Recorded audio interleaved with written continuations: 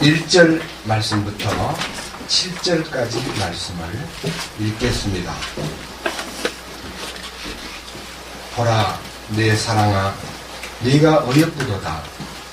보라, 네가 어여쁘니 내 머리채 속에는 비둘기 눈이 들어있고 내 머리털은 길라산에서부터 모습을 드러내는 염소떼 같구나. 내 이는 씻는 데서 나와 털을 가지런히 깎은 양떼 같은데 이 떼는 다 쌍둥이를 낳으며 그것들 가운데는 수태하지 못하는 것이 하나도 없구나. 내 입술은 주홍색 실 같고 내 말은 고우며 내 관자놀이는 내 머리채 속에 든 석류 조각 같구나. 내 목은 병기를 두려고 건축한 다윗의 망대 곧 1000개의 작은 방패들과 용사들의 모든 큰 방패들을 걸어둔 망대 같고 내 두 젖가슴은 백합 가운데서 먹는 쌍둥이 노루새끼 2마리 같구나. 날이 새고 그림자들이 달아나기 전에 내가 몰약의 산과 유향의 작은 산으로 가리라. 내 사랑아, 네가 전적으로 어여쁘니 내게는 아무 흠이 없구나. 7절까지 말씀을 읽었습니다. 기도드리겠습니다. 보라, 내 사랑아, 네가 어여쁘도다. 보라, 네가 어여쁘니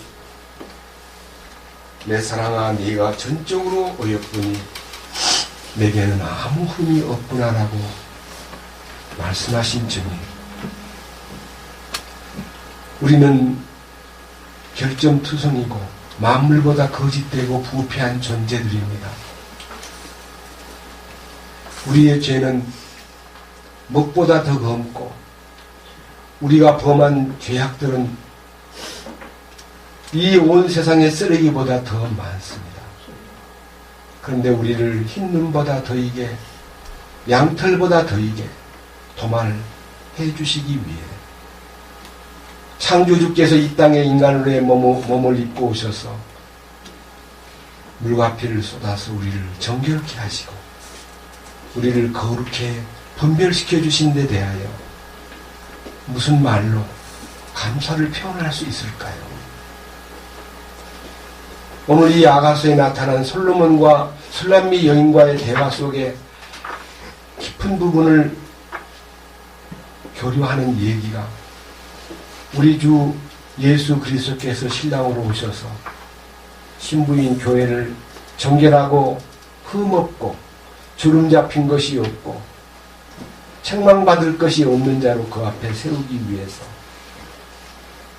흘리신 피로 죄들만 깨끗게 하신 것이 아니라 주님이 십자가에서 당하신 혼의 고통과 해산의 수고를 통해서 우리를 존재를 깨끗게 하고 우리의 자아를 정결케 하고 우리의 혼생명을 변화시켜 하나님의 선하시고 기뻐하시고 받으실만 하기에 합당한 사람들로 하나님의 성품에 참여하여 영광된 주님의 인격을 나타낼 수 있도록 이끄심에 대하여 진심으로 감사드립니다.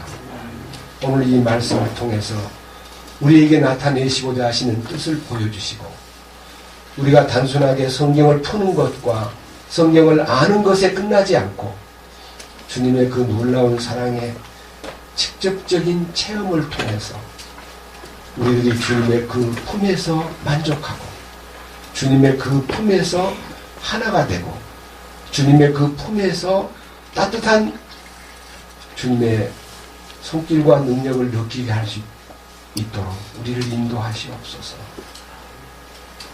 주님의 거룩하신 말씀을 사모해서 여러 지역에서 참석한 형제 자매들 외에도 흩어져 있는 여러 그리스도인들에게 주님의 긍휼과 공급을 통해서 한 가지로 기름 부음 속에서 임재를 경험할 수 있도록 돌보아 주시옵소서. 우리 주 예수 그리스도의 이름으로 기도드렸습니다. 아멘.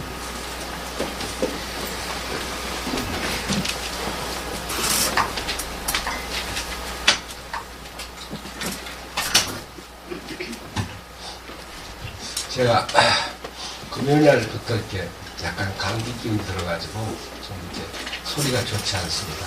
양해해 주시면 좋겠습니다. 오늘 읽은 이 아가서 4장의 지금 읽은 1절에서 7절까지 내용은 비둘기 눈으로부터 시작해가지고 아름다운 머리털, 그 다음에 깨끗하게 씻어진 이, 그리고 주홍색 실 같은 입술, 그 다음에 석류 조각 같은 뺨, 여기는 관자놀이라고 표현되어 있습니다. 그 다음에 병기를 두르고 건축한 목, 그리고 백합 가운데서 쌍둥이 노루새끼를 먹이는 두 젖가슴, 이렇게 해서 7가지 지체를 놓고 술람미 여자를 이렇게 논하는데, 이것은 세속적인 눈으로 볼 때는 솔로몬이 무슨 문학가도 아니고 무슨 시인도 아니고 괴상한 소리를 하고 있구나라고 말하는 사람들이 있습니다. 그러나 우리가 영적인 안목으로 볼 때, 제가 지난 주일날 1절에서 비둘기 눈과 머리털에 대해서 말씀을 드렸습니다. 눈은 통찰력을 상징합니다. 분별력을 의미합니다. 그리고 우리가 참된 이 역사를 이해하는 눈이나 과학을 이해하는 눈이나 우주를 이해하는 눈도 창조주 하나님에게 시선이 집중될 때 이게 진실되게 풀리는 것이지, 하나님을 바라보지 않는 눈을 가지고 우주를 봐도, 심지어는 이 지구를 봐도, 인생을 봐도, 역사를 봐도 그들은 참된 의미를 찾지 못합니다. 우리가 이 영광스러운 비둘기 눈을 갖게 되었다는 것, 주님 한 분에게 우리 눈이 완전히 집중되어 있다는 것, 이건 얼마나 큰 행복인지 모릅니다. 저는 과거에 구원 받았다 그러면서도 사만한 눈을 갖고 살았습니다. 주님도 보고, 세상도 보고, 돈도 보고, 명예도 보고, 나의 향락을 추구할 환경도 쳐다보면서 살았습니다. 그런데 2000년 7월달 십자가의 능력 안에 붙잡힌 바 되고, 대속적 죽음으로만 알았던 주님의 죽으심이 나를 포함해서 연합해서 죽었다고 하는, 주님의 죽으심 안에 나도 포함되었다는 이 신비가, 머리로 알던 것이 이 계시를 통해서 제가 함께 그 십자가의 초대를 받게 되었을 때 제 눈은 주님만 바라보는 눈으로 바뀌기 시작했습니다. 그래서 몸의 등불이 환하게 밝혀지기 시작했습니다. 눈이 밝으면 온몸이 밝습니다. 눈이 악하면 온몸은 어둡습니다. 왜 밝다는 말과 어둡다는 말이 반대의 단어인데 왜 밝다는 말씀 대신 악하다는 말을 쓰는가? 그렇습니다. 주님의 밝은 빛 가운데서 주님 보는 시선을 참으로 고정시키지 않으면 그 다음 모든 눈들은 악한 눈이 되는 것입니다. 악한 눈이 되면 모든 삶이 어두워지고 우주의 신비나 창조의 신비나 인간을 지으신 하나님의 목적이나 그리고 이 온 세상에 존재하고 있는 모든 만물 속에 담긴 하나님의 가르침이 캄캄하게 보일 뿐입니다. 그런데 여기 두 번째, 길르앗산의 머리털, 길르앗산 기슭의 모습을 드러낸 염소떼 같은 머리카락. 그렇습니다. 여러분, 사사기 6장에 보면 삼손이 머리카락을 길렀다는 말이 나옵니다. 그 다음에 민수기 6장에 보면은 사람들에게 나시리는 머리카락에 삭도를 대지 말아라 하는 말씀이 있습니다. 머리카락은 힘의 근원이라고 했습니다. 고린전서 11장에서는 머리는 영광이라고도 했습니다. 혹시 여러분들은 기억하실지 모르겠습니다. 요한복음 10장에 12장에 마리아가, 나사로의 동생 마리아가 예수님의 몸에다가 300데나리온의 향유를 그 발에 쏟고 자기 머리카락을 다 풀어가지고 그 말을 닦으셨습니다. 그때 이 옆에서 보던 많은 사람들이 비난하고 문제를 삼았지만 이 여인을 괴롭히지 말거라. 저가 내게 좋은 일 하였다. 이에다가 내 몸에 향유를 부은 것은 나의 죽음을 예비하여 내 장례를 위해서 내 몸에 이 향유를 부은 거다 라고 말함으로써 주님의 죽으심에 동참하는 여인의 머리카락에 대해서 진실로 너희에게 이르노니 이 복음이 전파되는 곳에는 이 여자가 행한 일도 말하여 저를 기념하리라고 말씀했습니다. 근데 우리의 영광이 주님의 발에 쏟아진다는 것은 권위에 복종하고 주님의 그 거룩하심 안에 우리 자신들이 주님의 발에다가 내 머리카락을 댄다는 것은 당신의 영광 앞에 내 모든 것이 연결되기 원하오니 주여 당신의 죽으심 안으로 저를 인도하여 주옵소서. 그 모습이 요한복음 12장 안에 있는 마리아의 머리카락에 해당됩니다. 우리가 단순하게 주님이 그냥 눈이 예쁘다, 머리카락이 참 곱구나, 여기 네 이빨이 참 이에 대한 얘기를 읽을 때요 도저히 이해할 수 없는 문장입니다. 한번 4장 2절을 보겠습니다. 내 이는 하는 말은요 이빨을 얘기합니다. 내 이빨은 씻는 데서 나와 털을 가지런히 깎은 양떼 같은데, 이 양떼는 하얀 양떼입니다. 근데 그 하얀 양떼를 털을 깎았다 하는 거, 여러분 털을 깎은 게 무엇을 위해서냐? 양은 몸에 털이 자라면 사람들이 그 털을 깎아가지고 그 털로 옷을 만들거나 어떤 담요를 만들거나 사용하는데 쓰고, 그 털 깎인 양은 아주 맨들맨들하게 깎아서 여기에 가지런히 깎은 양떼 같은데, 이때는 다 쌍둥이를 낳으며 털 깎인 양이 쌍둥이를 낳았다는 겁니다. 그리고 그것들 가운데는 수태하지 못하는 것이 하나도 없다 그런 거예요. 전부 다 요 암양 얘기를 하는 거예요. 암양. 여기에 씻음, 깎임, 나음, 이 단어 속에 신비가 들어있습니다. 여러분, 제가 이런 얘기를 들었습니다. 미국의 뉴욕에서 어떤 선생님이 아주 부자 동네에 살고 있는 아이들, 미국의 이제 뉴욕의 부자 동네는 롱아일랜드입니다. 굉장히 부자들이 많이 삽니다. 그리고 가난한 사람이 사는 동네는 할렘가라고, 저도 할렘가를 가봤습니다. 흑인들이 많이 삽니다. 그런데 이 두 종류의 롱아일랜드의 부자 동네 아이들하고 할렘가의 가난한 동네 아이들을 이렇게 앉혀놓고, 여러분, 입은 뭐 하는 거예요? 입은 왜 있어요? 하고 물으니까 손을 번쩍 든 애가 할렘가의 아이가, 네, 그 입은요 먹는 입이에요. 빵 먹고요, 맛있는 고기도 먹고 먹는 거예요. 이렇게 먹는다는 얘기를 꺼냈습니다. 그런데 롱아일랜드에 살고 있는 부잣집 아이들은 아니에요. 노래 부르는 곳이에요. 노래 불러요. 여러분, 똑같은 입인데 먹는 입도 되고 노래 부르는 입도 됩니다.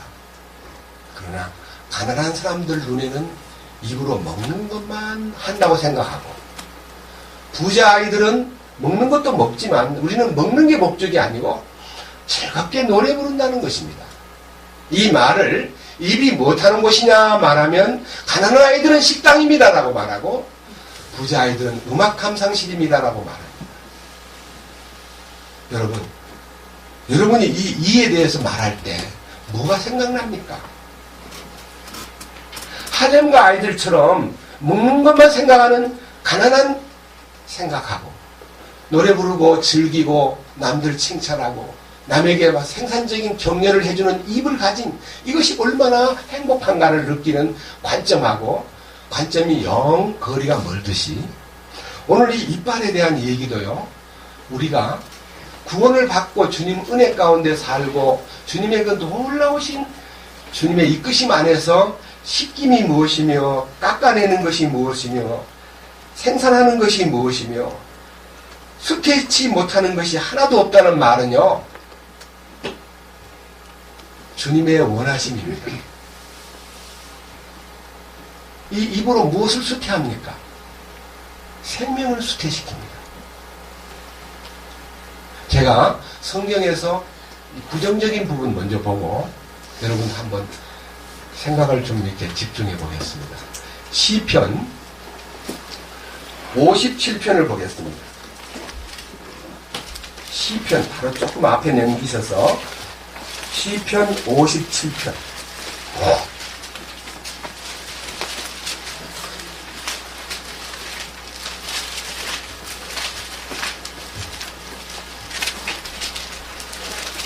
이 시를 그냥 읽으면 뜻이 잘 포착되지 않기 때문에 여러분에게 미리 말씀 올립니다. 시편의 57편 제목은 악장에게 준 다윗의 믹담, 알다스의 그가 사울을 피하여 동굴에 있을 때에 지은 시. 그러니까 이 다윗이 사울 왕한테 쫓기면서 이제 이 동굴 이름이 이제 어떤 동굴인지는 미상의 동굴인데요. 동굴에 숨어가지고 너무 간절한 마음으로. 이 얼마나 간절한 마음이냐면요. 1절 보겠습니다. 오 하나님이여 내 혼이 주를 신뢰하오니 내게 긍휼을 베푸시고 내게 긍휼을 베푸소서. 참으로 이 재난들이 지나갈 때까지 내가 주의 날개 그늘에 내 피난처를 두리이다. 그는 지금 동굴에 숨어 있는데요. 주님의 날개 안에 보호받고 있다는 믿음이 있었습니다. 여러분, 동굴에서 주님의 내가 너무 비참합니다. 주님, 내가 이런 동굴에 지금 숨어가지고 이렇게 내가 학대를 당하고 내가 이 어려움 속에 있습니다라고 푸념할 만도 한데, 주님, 내가 주님을 신뢰하고 주님의 날개 그늘 아래서 피난처를 삼고 내가 이 재난이 끝날 때까지 당신의 날개 밑에서 보호받기를 원합니다.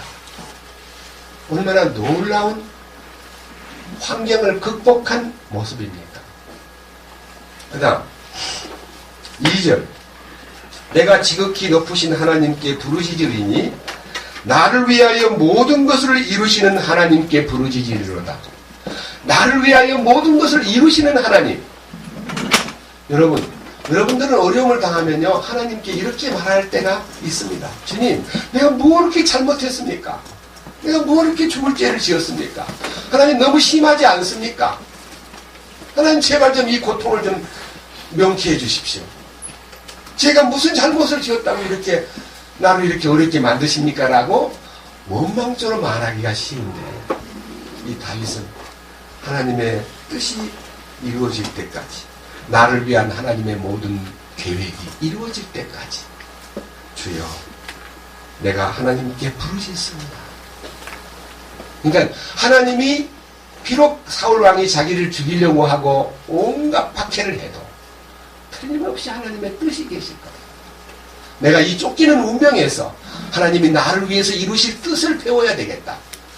그 기다림이 있었기 때문에 그의 마음은 순수하게 원망하는 마음이 아니고 하나님께 감격스럽게 얘기하고 있습니다. 그런데 이제 3절 그분께서 하늘로부터 보내사 나를 삼키려 하는 자의 모욕에서 나를 구원하시리로다. 얼마나 심한 모욕을 당하고 얼마나 잡아 삼키려는 강한 어떤 사울왕의 행위를 느꼈기 때문에 그는 그 삼키려는 자의 모욕에서 나를 구원해 주시기를 간구했고 그 결과는 하나님께서 자신의 긍휼과 자신의 진리를 보내시기로다. 두 가지입니다. 긍휼과 진리. 사실 긍휼과 진리는요 아주 상반된 서로 화합되기 어려운 것입니다. 진리를 고수하려고 마음을 먹으면요 얼마나 냉정해지고 무서워지는지 모릅니다. 진리를 지키려고 하는 사람들이 너무너무 강합니다. 공일이라는 것은 용납하지 않습니다. 그런데 공일이란 말은 불쌍히 여기는 마음인데 불쌍히 여기는 마음이라는 게 아무한테나 불쌍히 여기는 마음이 가지 않습니다. 내 마음에 들 때 불쌍히 여기지 내 마음에 안 들면 불쌍히 여기는 마음 없고 죽어버려라. 나쁜 자식 뒤져야 돼. 이런 상스러운 말이 나옵니다. 그런데 공일과 진리는 그분에게 있는 것입니다. 공일은 사랑에 속한 편이고 진리는 공의에 속한 편입니다. 공의와 사랑은 하나가 될 수 없습니다. 그런데 공의와 사랑이 하나 된 장소가 있습니다. 하나님은 죄를 철저하게 미워하는데 머리카락만큼도 죄를 용납하지 않습니다. 하나님은 죄를 철저하게 미워하십니다. 그런데 이상하게 하나님은 죄인을 그렇게 사랑하십니다. 모순이잖아요. 죄는 철저하게 미워하는데 인간이 죄덩어리인데 이 인간을 사랑하다니. 그래서 죄를 철저히 미워하는 하나님의 공의와 죄인을 철저히 사랑하는 하나님의 사랑이 십자가에서 다 완성된 것입니다. 그 십자가를 통해서 하나님의 공의와 사랑이 충족된 장소라는 것을 우리 알게 됩니다. 그런데 반대 얘기입니다. 4절. 내 혼이 사자들 가운데 있으며 심지어 내가 불의에 놓인 자들 가운데 누웠으니 여기에 사자들이라고 하는 것은 그냥 파송자의 심부름꾼이 아니고요. 호랑이, 사자를 얘기합니다. 라이온스. 사자들. 이 사자들이 누구냐면요. 성경에 있는 베드로가 말했던 우는 사자같이 두루다니며 삼킬 자를 찾는 사탄의 무리들을 얘기합니다.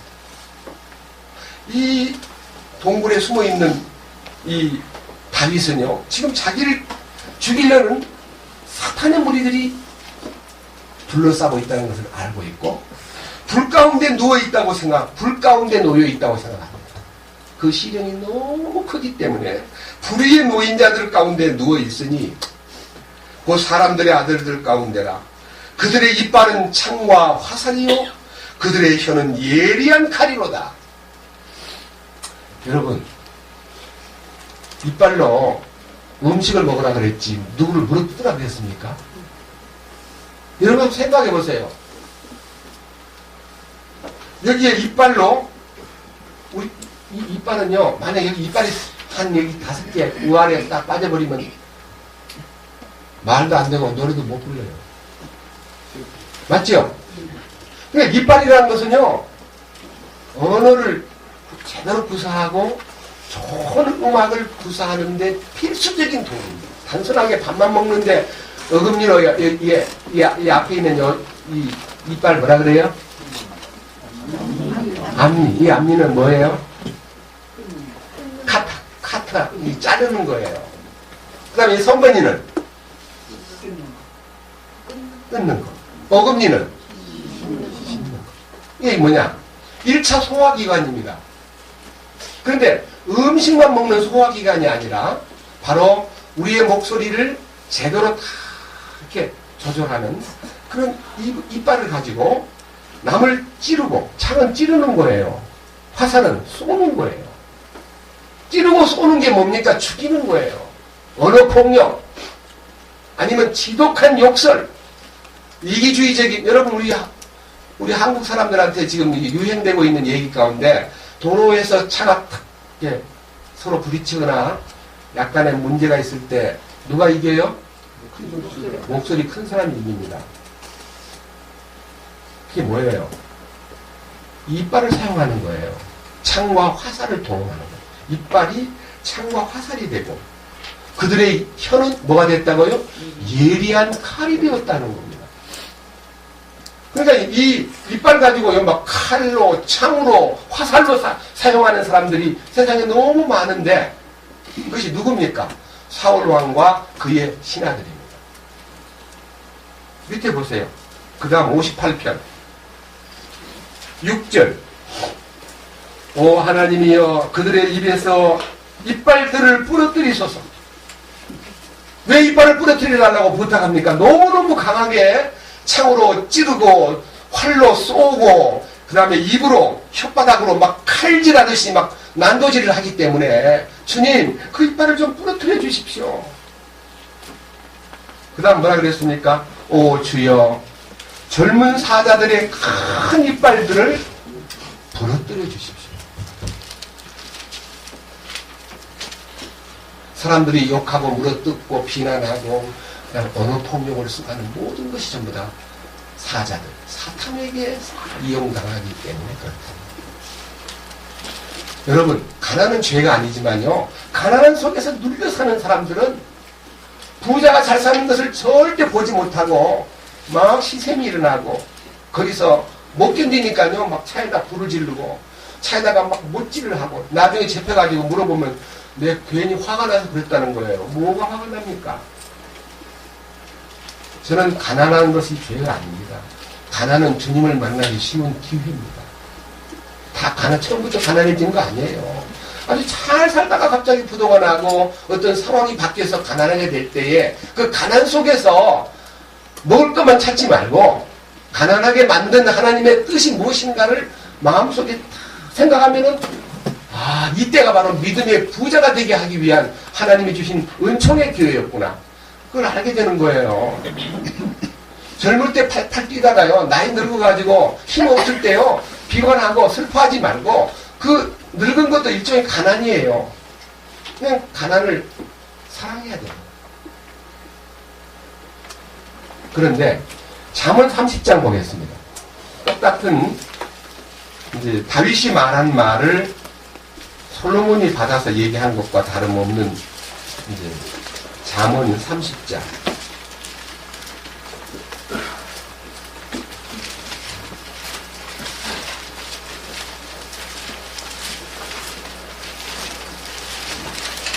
잠언 30장 14절.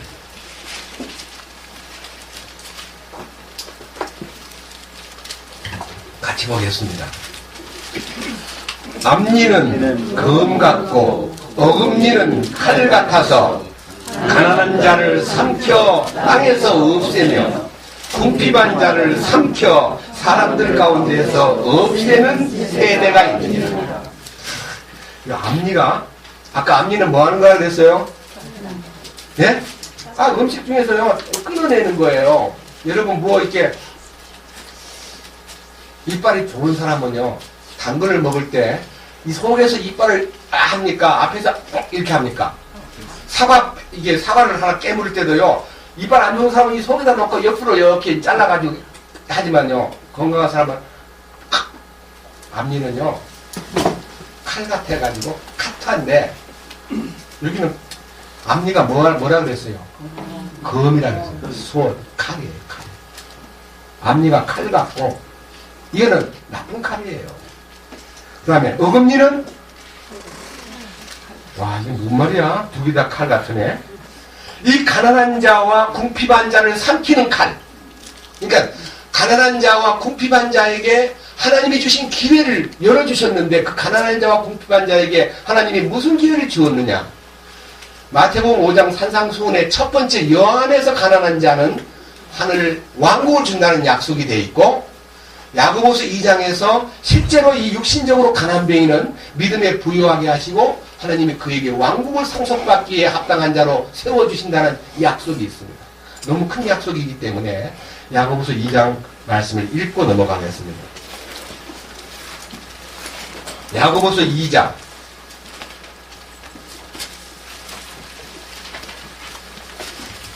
5절입니다. 내 사랑하는 형제들아 귀를 기울이라. 하나님께서 이 세상의 가난한 자들을 택하사 믿음에 부유하게 하시고 또 자신을 사랑하는 자들에게 약속하신 왕국의 상속자들을 삼지 아니하셨느냐. 그러나 너희는 가난한 자들을 업신여겼도다. 됐습니다. 저는 저가요, 지금 우리 이 자리에도요, 젊을 때 잘 나가던 분들, 젊을 때 아주 이름이 막 떨쳐지는, 누구든지 보면 존경할 사람들이요, 나이 들어가지고, 지금 완전히 쪼그라져가지고, 하나도 힘도 없이 보이고, 누가 봐도, 참, 불쌍하다. 참, 가난뱅이가 되었구나. 라고 느끼는 사람이 있습니다. 그 사람에게 기회가 있는 거예요. 이 약속이 있는 거예요. 우리는 그 사람을 괄시하거나 그 사람을 궁핍한 자를 없애려고 하는 노력, 저거 뭐야? 여러분, 가난한 자가 오면 이런 말 합니다. 우리들 주변에서. 심지어는 교회도요. 가난한 사람이 교회에 오면 아주 교회가 복잡해진다고. 제가 알고 있는 어느 젊은이가요. 어느 교회에 노숙자를 데리고 교회를 갔답니다. 서울역 근방입니다. 그랬더니 그 목사님이 데리고 온 사람을 따로 불러가지고 왜 노숙자를 교회에 데리고 오냐. 내버려둬야지. 제가요, 그를 불쌍히 여겨서 계속 빵 사주고 계속 돌보다가 너무너무 안타까워서 교회를 데리고 왔는데 목사님 왜 쫓습니까? 그 다음에는 이 친구가 또 용기를 내가지고 사창가에 가가지고 청녀들을 몇 사람 또 데리고 교회에 왔습니다. 그 교회에. 또 노숙자를 데리고 그 교회에 또 나왔습니다. 결국은 목사님이 그렇게 자기들을 학대하고 업신여기고 데리고 왔다고 야단치는 모습을 목격한 그들이 목사님 사택에 올라가가지고 막 집에 냉장고고 막 텔레비전이고 다 뒤집어 엎어버렸습니다. 사고가 났습니다.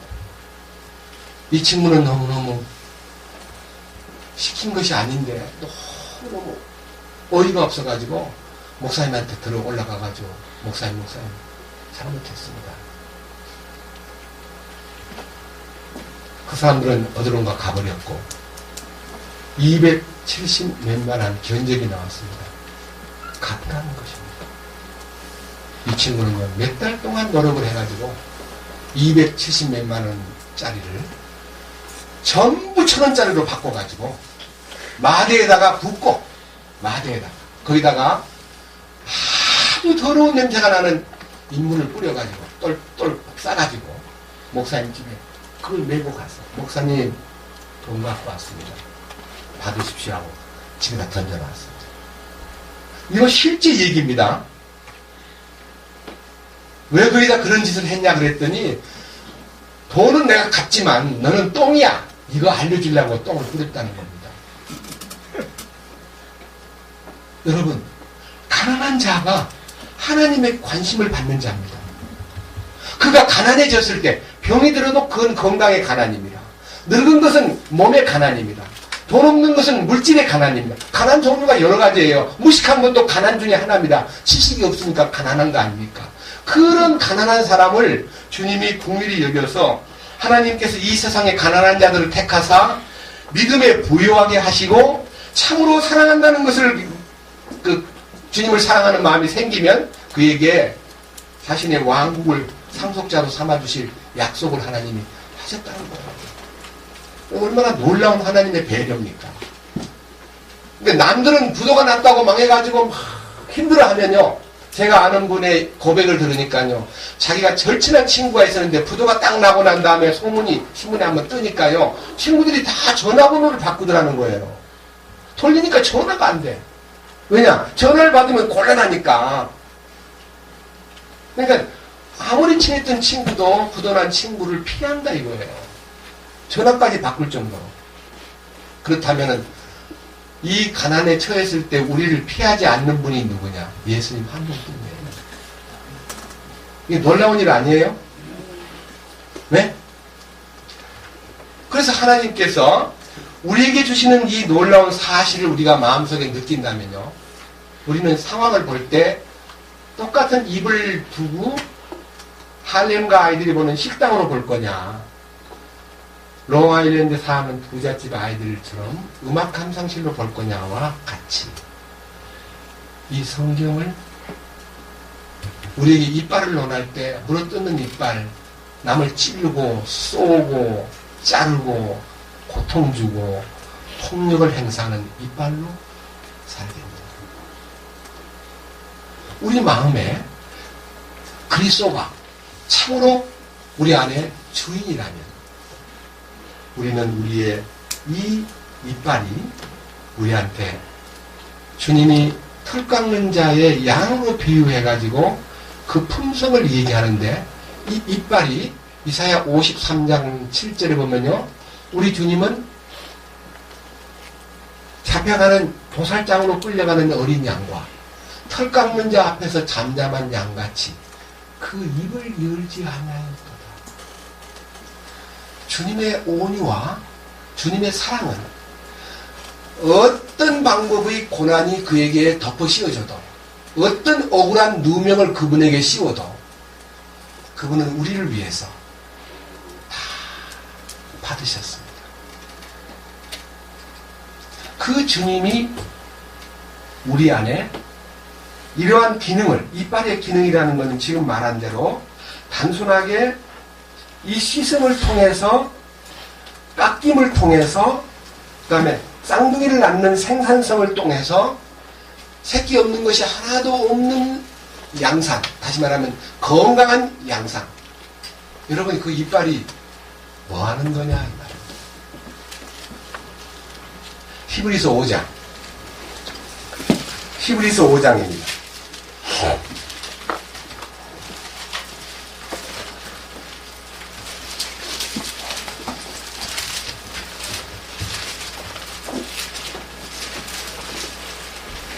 12절입니다. 히브리서 5장 12절. 시간으로 보건대 너희가 마땅히 가르치는 자가 되었어야 할 터이나 하나님의 말씀들의 첫째 기초 원리들을 남에게 다시 가르침을 받아야 할 필요가 너희에게 있나니 너희가 단단한 음식이 아니라 젖을 필요로 하는 자가 되었도다. 젖을 사용하는 자마다 가난아이이므로 의의 말씀에 능숙하지 못하니라. 여기에 가난아이와 장성한 자 얘기가 이렇게 나오는데, 여러분, 가난아이는 이빨이 없습니다. 젖 먹는 아이는 이빨이 없습니다. 여기서 아가세 4장 2절에 나와 있는 이빨은 장성한 자의 이빨을 두고 한 말입니다. 장성한 자는 단단한 식물을 먹는 거예요. 이 단단한 식물이라는 것이 무엇을 의미하느냐? 여러분, 단단한 식물이라는 것이 무엇을 의미하느냐? 여러분, 제가 이제 이 성경을 놓고요, 성경을 이렇게 펴보다 보니까 단단한 식물이라는 단어를요, 킹제임스에서는 스트롱 밑이라고 되어 있습니다. 스트롱 밑. 근데 다비 번역에는요, 제가 유심히 살리드 풋이라 되어 있습니다. 살리드가 고체입니다. 고체. 단단하고 아주 깨기 어려운 것입니다. 애기젖은 액체고요, 단단한 식물은 고체입니다. 물렁물렁한 음식이 아닙니다. 이 말은요, 많은 이빨로 하여금 움직이게 만드는 거예요. 그러니까 이 말은 단단한 식물은 여기 막 기록된 대로 의의 말씀을 경험하는 거라 그랬습니다. 여러분, 의의 말씀이라는 것은요, 제3의 말씀하고는 색깔이 다릅니다. 제3의 말씀은 받아들이면 되는 거고요, 의의 말씀은 체험을 해야 돼요. 받아들인다는 것은 물론 체험입니다. 속죄의 경험도 체험이긴 하지만 그 체험은 받아들임으로 끝나는 체험이고, 이 단단한 식물인 의의 말씀은 전제적 동이 있습니다. 의가 나타나기 위해서는 예수는 우리의 범죄함을 위하여 내어줌이 되고 죽음입니다. 또한 우리를 의롭다 하심을 위하여 살아나셨느니라. 의의 말씀은 부활에 관련되기 때문에 부활의 조건이 죽어야 된다 이거예요. 죽어야 부활을 경험하는 건데 죽지도 않고 부활을 경험하고, 죽는 걸 머리로만 알아가지고 부활을 이해해가지고 나는 부활 신앙을 가졌다, 부활 생명이 내게 역사한다, 부활을 논하는 분들이 많은데 참으로 죽지 않으면 의의 말씀이 나타나지 않습니다. 그 두 가지 결과가 있습니다. 의의 말씀을 체험한 사람에게 두 가지 결과. 첫째, 14절. 그러나 단단한 음식은 장성한 자들에게 속하나니 그들은 그것을 사용하여 자기 감각들을 단련시킴으로, 자기 감각을 단련시킨다는 게 뭔 말이에요? 이 감각이라는 기능은 오감 중에 한 기능입니다. 센스. 센스라고 되어 있습니다. 센스라는 말은, 센스는 센서에서 나옵니다. 센서가 뭐예요? 속 안에 들어있는 양심에 센서가 다 들어가지고요, 얼마나 의의 말씀을 경험하고 난 다음 십자가의 죽음 앞에 참으로 주님의 죽으심에 연합된 사람은요, 새로운 센서가 가동되기 시작하는데, 이 센서는요, 아주 적은 말 한마디, 아주 적은 거짓말 하나를 해도 용납하지 않는, 막 빨간 불이 오면서 막 비상벨이 막 울리는데요, 견딜 수가 없는 거예요. 옛날에는 야, 막 돈이 생기는데 거짓말 좀 하면 어때? 하고 쉽게 넘어갔던 것이요. 절대로 자기 이익을 위해서 거짓말을 하거나 남들에게 자기 이익을 위해서 이상한 방법을 쓰는 것을 용납하지 않는 센서가 속에서 가동되기 시작합니다. 여러분, 십자가에 연합한 사람은 센서가 가동되는데 그 센서는 작은 불이 어떤 작은 행동에 미묘하게 보이는 죄 아닌 것 같이 보이는 작은 행동들도 거짓말을 했거나 약간 속여가지고 자기 이익을 취하거나 아니면 남머리에 있는데 뒤에서 욕을 하거나 용납을 하지 않습니다. 옛날에는 죄를 모아놨다가 부흥회 때 가서 풀려고 그랬는데 성령이 가동되고 십자가의 능력에 참으로 경험이 된 사람은 센서가 분초마다 민감하게 가동됩니다. 이게요, 자기 감각들을 단련시켰다는 말은요, 센서가 기능이 살아서 굉장히 민감해진 걸 얘기합니다. 심지어는 성경을 읽다가도요, 옛날에는 성경 읽을 때 막 말씀이 떠오르면서 너무 감격하고 말씀 보는 것이 행복했는데 갑자기 성경 보는 게 이상하게 흐릿해지면서 자꾸 졸리고 말씀이 잘 안 봐지면요, 문제가 있다는 걸 알려줍니다. 너 지난밤에 너 뭐 했니? 알려줍니다. 그렇지. 어떤 사람하고 사업관계로 얘기하다가 성질을 해가지고 핏대를 한번 냈는데 그것이 나에게 해결되지 않은 채 성경을 보니까 주님이 네 그렇게 해서는 안 되지 않냐. 네 그렇게 이익을 위해서 네가 그렇게 네 생각을 앞세운다는 것은 맞지 않다.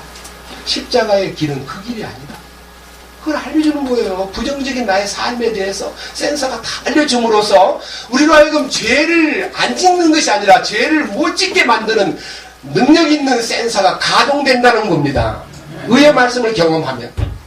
그게 지각을 사용한다는 말. 옛날에는 개혁에는 지각이라 그랬고 우리 성경에는 감각이라 그랬습니다. 영어 성경을 보세요. 센서라고 되어 있습니다. 그 다음 밑에 뭐라 그랬어요? 선악을 분별한다 그랬습니다. 선악의 분별이 뭐예요? 선악과를 따먹은 사람은 선악을 논합니다. 선하고 옳고 그르고 과거가 어떻고 너 어떻게 너 했지? 저는요 진짜 따질 사람이 많이 있는데요, 이상하게 주님 안에 들어와서 따지는 것이 전혀 싫어져 버리는 거예요. 왜? 주님이 아닌가. 선악이 분별된다는 말은요, 생명과를 취한 사람에게 있어서 선악을 초월한다는 뜻입니다. 옳고 그름에 빠지지 않습니다. 뭐 옳으니 그러니 희비하지 않습니다. 막 눈이 밝아져가지고 선악이 자꾸 이건 선하고 이건 악하고 저놈 안 됐고 저놈 됐어 이런 거 아닙니다. 선악을 초월해버립니다. 지식의 나무를, 예? 하나님께서 금하신 선과 악을 알게 한 나무 열매를 먹은 후손들은요, 선악을 따지면서 선악에 저울질하면서 세상을 사는데 의의 말씀을 경험한 사람은 선악에 관심이 없습니다. 왜? 그건 주님의 소관입니다. 주님의 권위 아래 있어야 되니까 우리는 생명만 논하는 거예요. 생명만 얘기하는 거예요. 그러니까 이 이빨이 1차적으로 뭐 하는 것이라고 했습니까? 소화기관. 소화. 뭘 소화합니까? 말씀을요. 여러분, 말씀이 단단한 말씀은 한 번, 두 번 씹어 안 됩니다. 100번 씹어야 돼요. 100번. 100번 씹는 게 뭐예요? 시편 1편에 있는 여호와의 말씀을 주야로 묵상하며 그 율법이 내 속에서 마치 되새김질 돼야 된다고 느끼기 때문에 한 번 성경을 듣고요, 그냥 끝나지 않고 끊임없이. 제가요 이모 집에서 어릴 때 놀러 가면 소가, 큰 소가 2마리 있는데요, 옆에만 가면 뭘 씹고 있어. 껌 씹듯이. 제가요 어린 마음으로, 야, 니 혼자 먹지 말고 좀 줘라. 나는 껌 씹고 싶다. 그럼 걔들이요 더 하면서 침을 막 흘리면서 씹어요. 저게 뭘까? 저는 노는 시간에 저렇게 껌을 씹을까 싶어가지고 무척 호기심이 컸는데, 나중에 이제 공부를 하다 보니까 소가 먹기는 먹는데 위장이 4개가 있어가지고 보관해 두었다가 시간 나는 대로 그 집을 끄집어내가지고 되새김질 한다는 걸 알게 되었습니다. 여러분, 이 되새김이라는 게요, 영양가를 높이는 겁니다. 이 입으로. 영양가라는 것은 그냥 우리가 밥을 먹을 때 빨리 먹으면요, 영양이 흡수가 다 안 됩니다.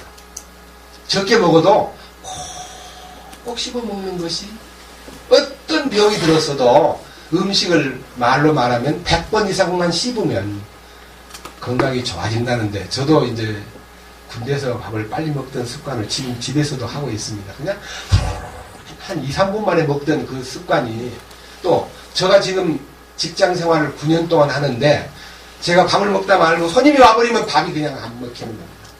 밥을 먹다 말고 손님이 들어오면 놓고 가가지고 밥이 다 식어버리기 때문에, 손님 오기 전에 빨리 먹어야겠다는 생각 때문에 쫓기는 마음으로 막 먹다 보니까, 손님 맞이하기 하는 마음으로 기다리다 보니까 좀 많이 안 씹는 편인데, 여러분 많이 씹으셔야 돼요.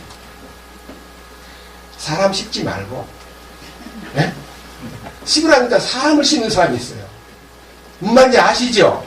네. 우리 주님이 주신 말씀을 씹으라는 거예요. 의의 말씀을. 그래서 여기에서 젖을 먹는 얘기가 아니라 이빨을 가진 장성한 자의 얘기를 여기 아가서 4장 2절에서 하고 있구나.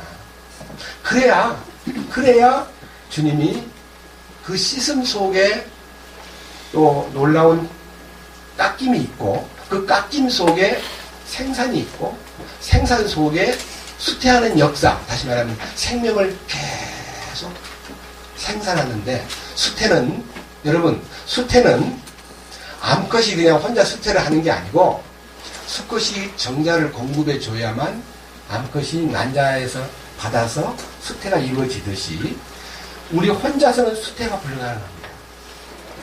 주님이 공급해 주신 공급이 계속 될 때에 그 사랑을 먹고 생명이 수태되는 것입니다. 먹어야 수태가 있고, 먹어야 아름다운 유광에서 젖이 흐르는 것입니다. 그런 면에서 우리가 우리 마음속에 주님께서 우리에게 물어뜯는 혀, 찌르고 쏘고 자르고 남을 씹고 그런 혀를, 입을 주신 게 아니라, 우리 주님이 우리에게 정말 의의 말씀을 경험하고 그 말씀을 먹는, 단단한 식물을 먹는 이빨로 이 말씀을 열어주셨구나. 우리의 관점이 바뀌어야 됩니다. 그러니까 선악과를 따먹은 후손으로서의 씹는 이빨이 아니라, 생명과를 따먹은 그 생명에 속한 사람으로서 우리가 이 이빨이 주님께서 보실 때 참 가지런하고 이쁘구나 라고 말하는 것이, 우리가 주님을 얼마만큼 먹고 주님 얼마만큼 마음속에서 사모하고 그분을 사랑하고 있는가에 대한 우리들의 기본적인 자세를 얘기하는 것입니다. 그 다음 보세요. 아가서 4장.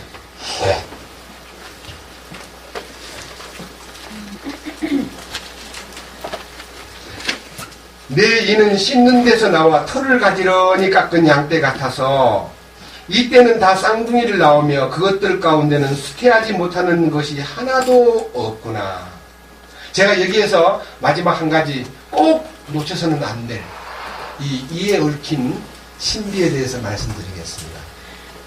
사람을 씹고 뜯고 사람을 괴롭히는 이 이빨이 되지 말고, 말씀을 먹고 말씀을 섭취하고 말씀을 소화시키고 말씀을 사모하는 이빨이 돼야 되는데, 스데바니를 죽일 때, 스데바니가 돌 맞아 죽을 때 사도행전 7장에 보면 스데바니가 막 너무너무 강한 메시지를 이스라엘 사람들 앞에 막 토하는데요. 그 메시지가 너무너무 정당한 메시지입니다. 그럼 거기서 그 메시지를 듣고 무릎을 꿇고 엎어져야 되는데, 이 스데반의 메시지를 듣고요, 이를 빡빡 가는 사람들이 있었습니다. 사도행전 7장 51절.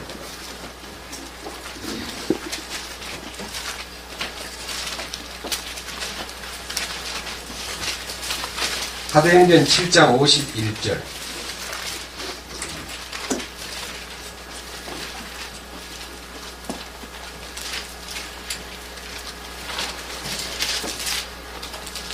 (51절입니다) 목이 뻣뻣하고 마음과 귀에 할례 받지 않은 자들아. 제가 이제 목에 관련된 얘기는 다음에 하기 때문에 목이 뻣뻣한 얘기는 다음에 하겠습니다. 마음과 귀에 할례받지 않은 자들아, 너희가 항상 성령님을 거역하되 너희 조상들이 행한 것 같이 너희도 그렇게 행하는도다. 대언자들 중에서 너희 조상들이 핍박하지 아니한 자가 누구였느냐? 그들은 의로우신 분의 오심을 미리 보여준 자들을 죽였고 이제 너희는 그분을 배반하여 넘긴 자요 살인한 자가 되었나니 너희가 천사들을 통하여 제정하신 율법을 받고도 그것을 지키지 아니하였도다 하니라. 이 짧은 얘기 속에요 유대 민족의 죄가 들어있습니다. 이 짧은 문장 속에 스데반의 외침 속에 유대 민족이 많은 대언자들을 핍박한 과거와 그리고 예수님을 죽인 그 슬픈 역사와 그리고 그 놀라운 주님의 은총을 거절한 그 말씀을 거역한 율법을 어기고 참뜻을 다 빼먹고 알맹이를 빼먹고 껍데기만 붙들고 있는 유대 민족들의 그 아주 비참한 상태를 꼬집어서 딱 제시했는데 그들이 그 말씀을 듣고 무릎을 꿇어 오른데 54절에 뭐라 했습니까? 그들이 이것들을 듣고 마음이 상하여 어떻게 해요? 스데반을 향해 이를 갈거늘. 이를 간다는 얘기가요, 여러분 이를 가라라고 이를 준 거 아니에요. 그런데 만약 이런 상태로 하나님의 약속과 거룩한 뜻을 제대로 이행하지 않고 살던 사람은 슬픈 지옥의 운명으로 떨어질 수밖에 없지만 예수님을 믿고 제사함을 받았다 그러면서 예수님을 믿는다는 간판을 걸어놓고 예수 믿는 생활을 한다고 하면서 몇 종류의 사람이냐면 약 5종류의 사람은 이를 갈 수밖에 없는 운명에 들어간다는 걸 제가 새롭게 조명했습니다. 보십시다. 마태복음 22장. 마태복음 22장.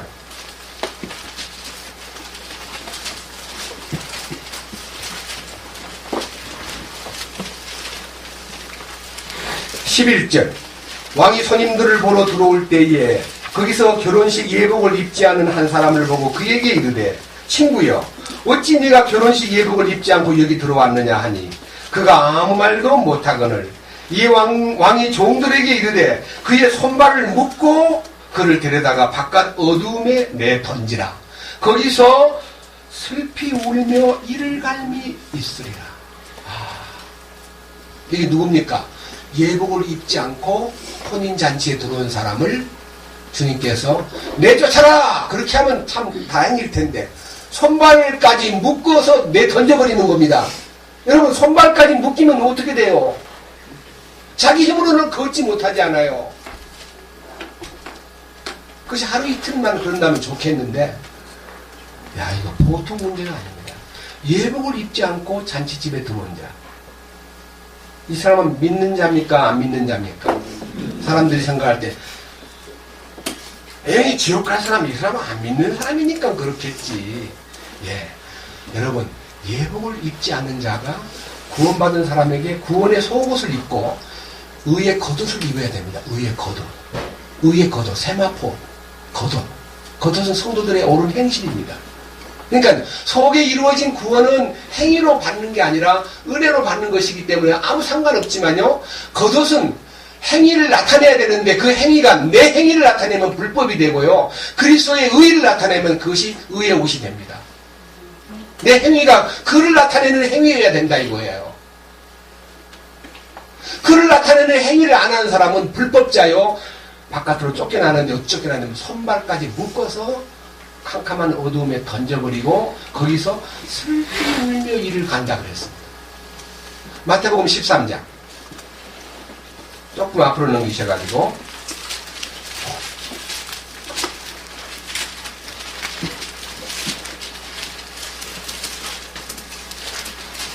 47절.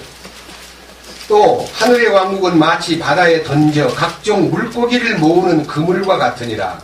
그물이 가득 차매 그들이 그것을 물가로 끌어내고 앉아서 좋은 것은 모아 그릇에 담고 나쁜 것은 버렸느니라. 세상 끝에도 이러하리라. 천사들이 와서 의인들 가운데서 사악한 자들을 갈라내어 불타는 용광로 속에 던져 넣으리니 거기서 통곡하며 이를 갈미 있으리라. 여러분 이 단어에 주의하십시오.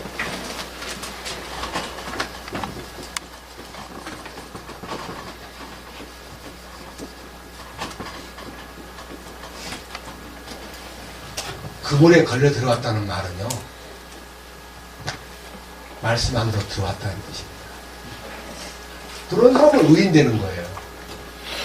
근데 의인으로 살아야 되는데, 의인 되었으면 의인으로 살아야 되는데 의인이 악인으로 사는 거예요.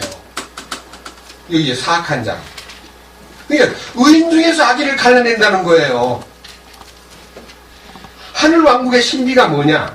그물에 걸려든 것을 다 모아다가 좋은 것은 그릇에 담고 못된 것은 내어버리는데, 그 내버리는 것이 어디로 내버려? 용광로에다 던져가지고 거기서 통곡하면서 이를 가하는 운명에 떨어진다는 것입니다.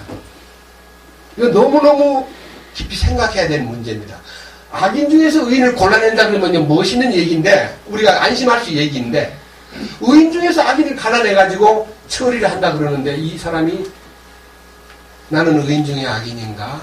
의인 중에 의인인가 생각해봐야 돼요. 이 의인은 우리가 로마서 3장부터 4장 사이에 보면 이런 말씀이 기록되어 있습니다. 우리를 죄를 용서해 주시면서 우리를 의롭다고 불러주었습니다. 그 의롭다함을 얻는 것을 칭의라고 합니다. 칭의. 불을 칭자.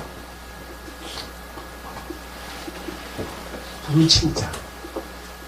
의인이라고 불러줘요. 그러면 의인이라고 불림받는 걸로는 만족하지. 하나님은 나는 만족하지만 하나님 만족하지 않습니다. 하나님을 만족하게 하려면 의의 열매를 맺어야 됩니다. 의로운 삶을 살아야 됩니다. 그 의로운 삶의 주체가 그리스도입니다. 그리스도의 말씀을 경험해야, 의의 말씀을 경험해야 의인이 됩니다. 네? 제가 여러 번 얘기했죠. 성전 마당에 앉혀있는 양은 의로운 양이지만, 거룩한 양이지만, 죽어야 거룩한 양으로 나타나는 거지, 안 죽고 거기 묶여만 있으면 그냥 의로운 양, 거룩한 양으로만 불릴 뿐입니다. 여러분, 그 양은 마당만 밟는 양입니다. 재물이 돼야 돼요. 재물이 되어야 주님의 의가 나타납니다. 그래서 의인 중에서 악인을 갈라낸다는 말은 그리스도의 의의 말씀을 받아들이지 아니함으로써 자기 의를 가지고 살던 사람은 다 악인입니다. 조심해야 됩니다. 마태복음 24장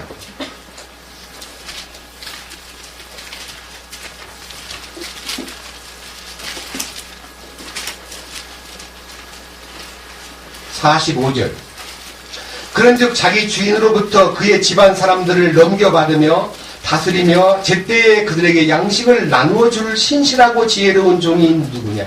그가 주인이 올 때에 그가 그렇게 하는 것을 보면 그 종이 복이 있도다. 진실로 내가 너희에게 이르노니 주인이 그를 자기의 모든 재산을 맡을 치리자로 삼으리라. 그러나 그 악한 종이 마음속으로 이르기를 내 주인이 오는 것을 늦추시는구나. 내 주인, 예수님을 주인으로 아는 사람이 누굽니까? 안 믿는 사람입니까? 믿는 사람입니까? 예수님을 믿는다고 하는 사람이 야, 주인이 올라면 멀었구나. 주인이 오는 걸 늦추시는구나. 지금 요때입니다. 요때. 한동안요, 90년대, 80년대 후반부터 이스라엘 나라가 48년 5월 16일 날 독립했습니다. 요때부터 30년 지나면 30년, 한 세대가 33년, 혹은 40년이나 해가지고요, 요렇게 해서 88년 되면은 뭐 뚜저뚜 해가지고 재림을 대비하라. 대유성 지구의 종말, 임박한 대환란. 그런 책을 쓰며 많은 세대주의자들에 의해서 90년대 주님 올 것 같은 막 기다림이 92년도에 드디어 재림 휴거된다고 담임 선교에서 야단치다가 부도낸 사실 알죠? 그러니까 그때 부도가 난 후에 모든 사람들이 휴거 얘기만 하면 이단으로 보기 때문에 휴거 얘기를 싹 이제 가라앉아 버렸고, 아, 주인이 드디어 오는구나. 오시려면 2000년도 넘었고 2014년이 됐는데 아직은 한참 멀었나 보다. 이제 우리 그 얘기 그만하고 우리 좀 재밌게 살자. 이 보세요. 48절. 그러나 그 사악한 종이 마음속으로 이르기를 내 주인이 오는 것을 늦추시는구나 하며 자기 동료 종들을 때리고 술 취한 자들과 함께 먹고 마시기 시작합니다. 자기 동료 종이 누구예요? 여기 44절에 주님을 준비하고 주님에 대해서 항상 깨어있는 42절에 깨어있는 그런 동료 종들을 핍박한다는 말은 주님 오심을 고대하면서 그걸 준비하는 사람한테 핍박을 하면서 세상에 나가서 술 취한 자들하고 먹고 마시는 것에 빠지기 시작하면 그가 그를 기다리지 않는 시간 곧 그가 알지 못하는 시각에 그 종의 주인이 와서 그 다음 뭐라 했습니까? 다 같이 읽으십시다. 그를 잘라내고 위선자들과 함께할 그의 몫을 그에게 지정하리니 거기서 슬피 울며 이를 가리니 있으리라. 여기에요. 그를 잘라내고라는 말도 단어가 컷입니다. 컷. 뭔 말이에요? 주님이요. 그는 상속유도에 포함될 수 없기 때문에 데드라인이 카트라인이 있어요. 카트라인. 컷 시켜버려요. 그럼 어디로 보내냐면요. 바깥 어두움 속에 던져서 슬피 울며 이를 갈미 있습니다. 제일 첫 번째는 예복이 없는 사람. 두 번째는 제가 뭐라 해서 의인 중에 악인. 세 번째는 악한 종. 악한 종. 하나 더 봅시다. 마태복음 25장.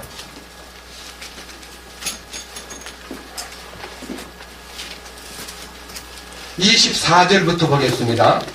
그 뒤에 한 달란트 받은 자가 와서 이르되 주인이여 당신은 엄한 사람이라 뿌리지 않는 데서 거두고 뿌리지 않는 데서 모으는 줄 내가 알았으므로 내가 두려워하여 가서 당신의 달란트를 땅속에 감추었나이다. 보소서 거기 당신의 것이 있나이다 하며 그의 주인이 그에게 응답하여 이르되 악하고 게으른 종아 너는 내가 뿌리지 않는 데서 거두고 흩뿌리지 않는 데서 모으는 줄 알았으니 그러므로 네가 내 돈을 돈 바꾸는 자에게 맡겨 내가 올 때에 이자와 함께 내 것을 받게 했어야 함이 마땅하도다. 그런즉 그에게서 한 달란트를 빼앗아 10달란트 가진 자에게 주라. 있는 자는 받아서 풍성하게 될 터이나 없는 자는 자기에게 있는 것도 빼앗기리라. 너희는 이 무익한 종을 바깥 어두움에 던지라. 거기서 슬피 울며 이를 가는 있으리. 무익한 종. 예? 무익한 종. 저는요, 달란트에 대한 비유를 듣는데 이 달란트가 우리를 기만시켰습니다. 피터 럭크만이라든지 세대주의자들 대부분 그리고 우리가 과거에 정들고 오랫도록 머물러 있었던 복음주의자들도 이 달란트 비유를 유대인에게 국한된 비유이므로 우리는 그거 별로 관심할 필요가 없다고 가르쳐가지고 우리들로 하여금 기만당하게 했습니다. 달란트 비유는 주님의 교회에게 준 비유.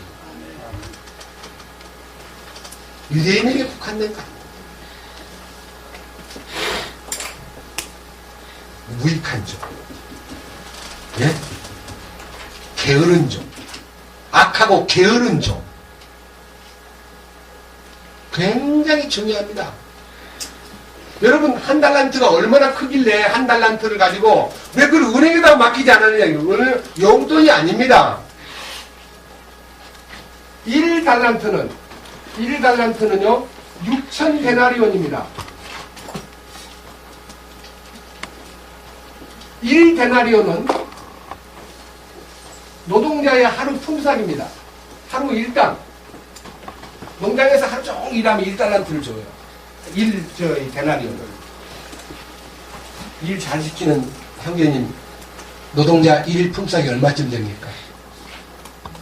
최고로 낮은 노동자라고. 9만원. 이야. 아니, 일 시키는 사람한테 물었으니까요.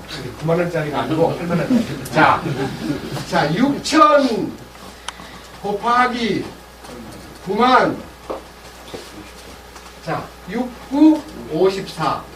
하나, 둘, 셋, 넷, 다섯, 여섯, 일곱. 1, 10, 100. 1, 10, 100, 1000, 만, 10만. 100만, 1000만, 5억 4천이에요. 한 달란트가 5억 4천이에요. 작은 돈입니까? 근데 왜 땅에다 묻었습니까? 그러니까 악하고 게으른 종이죠. 땅은요, 세상을 말합니다. 세상에다 묻어버린 거야. 그냥 그러고 놓고 나는 이제 비자 발급 받았으니까 천국행은 간다 생각하고 제멋대로 사는 사람을 얘기합니다. 구원받은 이 은혜와 전혀 상관없이 자기 멋대로 산 사람을 일컬어 악하고 게으른 종, 나머지는 무익한 종이라 불림을 받고 그를 바깥 어두움에 내 던져라. 거기서 슬피 울며 그때 이제 일을 가는데 얼마나 가느냐 하면요, 하루 이틀만 가는 게 아니고 1000년을 가르치는 거예요. 1000년. 이빨이 다 망가지겠죠. 여러분 1000년 동안 입을 갈아보세요. 이빨이 다 없어집니다. 이게 얼마나 비참한 얘기입니까? 이건 정말 그냥 웃고 넘어갈 일이 아닙니다. 여러분 예수를 믿어도요, 똑바로 믿어야지. 어설프게 예수를 믿으면 이제 한 가지 더 하겠습니다. 마태복음 8장.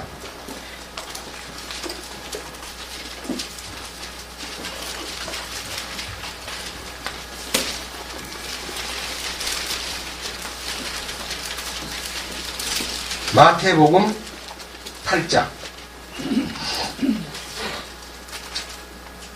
10절. 예수님께서 그 말을 들으시고 놀라사 따르던 자들에게 이르시되 진실로 내가 너희에게 이르노니 이스라엘에서 이렇게 큰 믿음을 내가 결코 보지 못하였노라. 내가 너희에게 이르노니 동서로부터 많은 사람들이 와서 아브라함과 이삭과 야곱과 함께 하늘 왕국에 앉으려니와 왕국의 자손들은 바깥 어둠 속으로 쫓겨날 것이요 거기서 슬피 울며 이르갈미 있으리라. 왕국의 자손이 누굽니까? 여기에 유대인들입니다. 이 마태복음 8장에는요, 어떤 백부장이 예수님에게 와서요, 자기가 예수님에게 요청이 있다고 가버나움의 한 백부장이 가버나움에 주둔하고 있는 로마 군인입니다. 예수님, 우리 집에 하인이 지금 고통을 받고 있는데 마비병이 들어있습니다. 좀 고쳐주시면 좋겠습니다 했더니 그래 가자 하고 간다. 그러니까 예수님, 우리 집에 오심을 감당할 수가 없습니다. 주님 말씀만 하시면 됩니다. 나는 군인이기 때문에 명령에 살고 명령에 죽습니다. 가라면 가고 오라면 오고 하라면 합니다.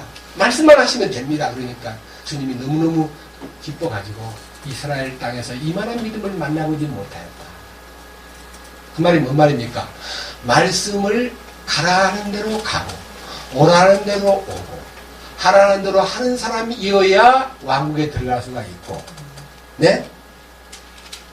예수님을 부려먹으려고 하는 사람, 예수님을 이용해서 자기 이익을 챙기려는 사람, 예수 믿고 부자 되려는 사람,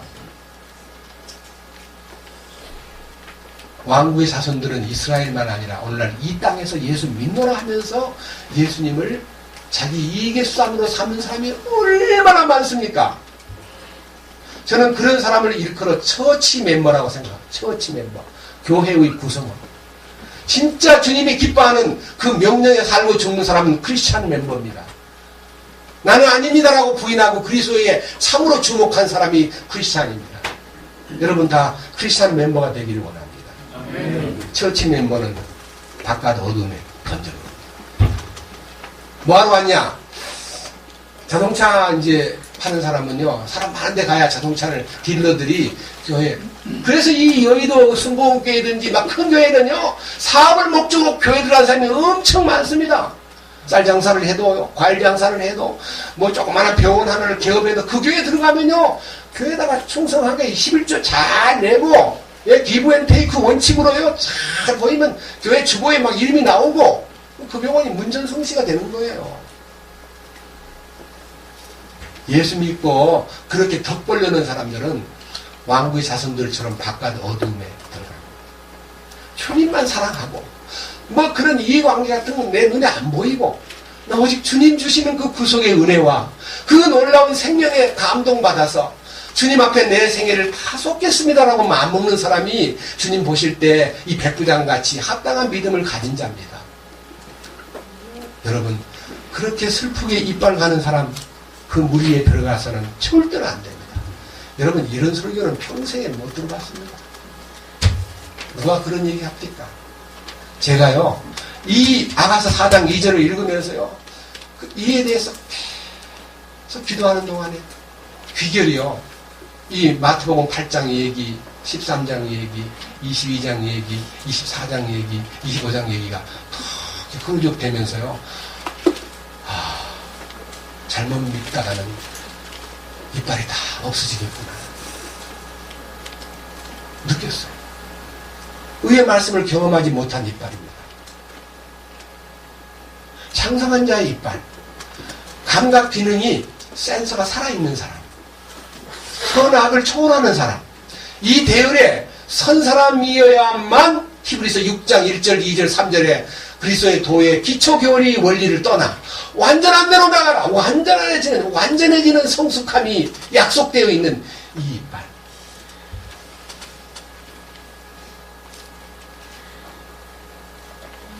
여러분, 이 영광스러운 이빨이 우리에게 보존되기를 원하고 이 말씀이 여러분 삶 속에 적용되기를 진심으로 간청합니다.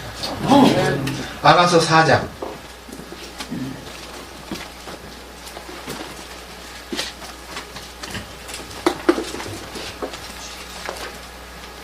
아가서 4장입니다. 3절. 내 입술은 주홍색 실 같고 내 말은 고우며 내 관자놀이는 내 머리채 속에 든 석류 조각 같구나. 야, 입술이 그렇게 예쁘대요. 주홍색 실 같대요. 이게 이제 색깔은 약간요, 이쁜 색깔은 맞는데요. 주홍색 실이라는 게 무슨 신비에 속한 얘기냐. 주홍색 실. 네 입술이 주홍색 실 같다. 네 말이 너무너무 곱다. 말이 곱다는 거예요.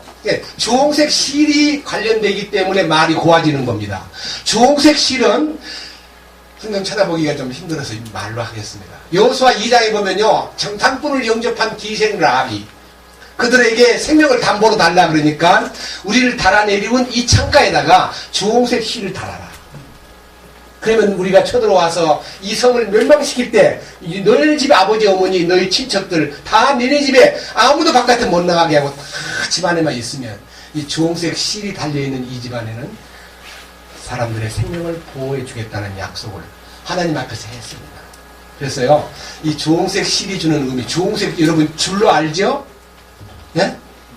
여호수아 2장 주홍색 줄이 아니고요, 주홍색 실입니다. 여호수아 2장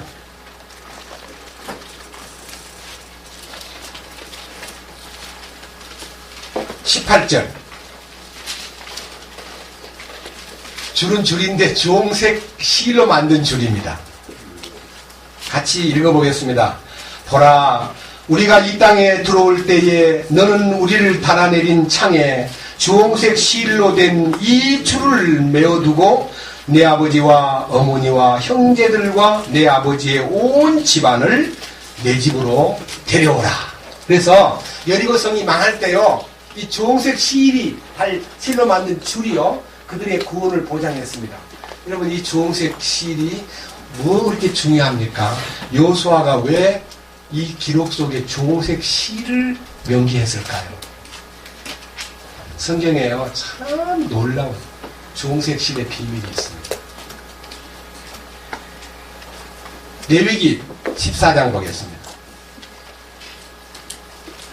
레위기 14장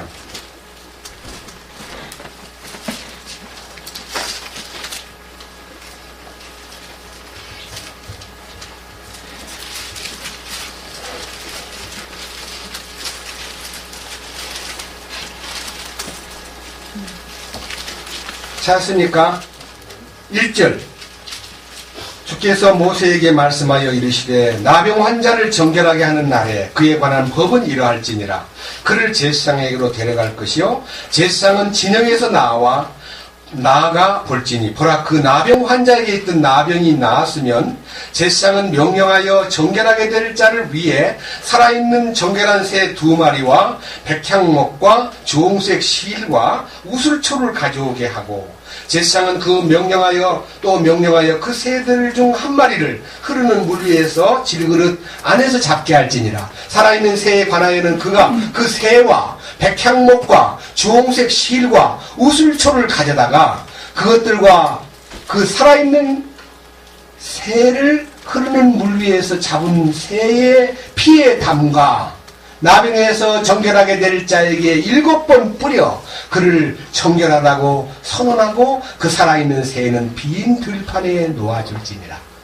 여러분, 제가요 레위기 13장 말씀으로 구원을 받았기 때문에 제가 이 레위기 14장 정결하게 되는 예를 굉장히 많이 읽었기 때문에 이 말씀이 저한테 너무 도약이 되어 있어요. 나병 환자가 병이 나았다는 선언을 딱 받으면 배너에 나오는 문둥병 환자였던 어머니와 그의 미리암 누이가 깨끗해진 순간같이 문둥병 환자가 다 나았다는 사실이 입증되면 예수님도 열 문둥이에게 네 몸을 보여 제사장에게 네 몸이 깨끗해진 것을 보여라. 그러니까 가다가 깨끗해졌다는 것을 알고 그들은 자기 집으로 가버렸고 그 중에 한 명이 죽게 돌아와서 영광을 돌렸습니다.